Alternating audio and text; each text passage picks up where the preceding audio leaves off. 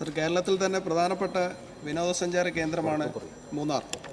സീസണുകളിൽ സഞ്ചാരികളുടെ തിരക്കേറുന്നതോടെ മണിക്കൂറുകളാണ് ഗതാഗതക്കുരുക്ക് അനുഭവപ്പെടുന്നത്.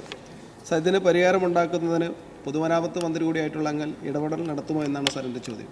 Yes minister. സാർ, മൂന്നാറിലേക്ക് ഇപ്പോൾ ഒരുപാട് റോഡുകൾ നമ്മൾ നല്ല നിലയിൽ കൊണ്ടുവന്നിട്ടുണ്ട്. മൂന്നാറും ആ പ്രദേശത്തേക്കും അരിക്കൊമ്പൻ സംഭവത്തോടു കൂടി മൂന്നാറിലെ റോഡുകൾ കുറേ കൂടി സമൂഹത്തിൽ അറിയപ്പെടുന്ന സ്ഥിതി ഉണ്ടായി സാർ.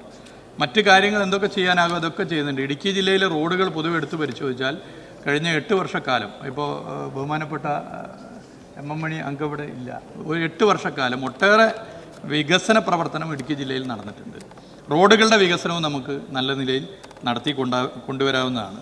വയനാട് പറഞ്ഞതുപോലെ തന്നെ അനന്തമായ സാധ്യതയാണ് ഇടുക്കി ജില്ലയിലും കാണുന്നത്.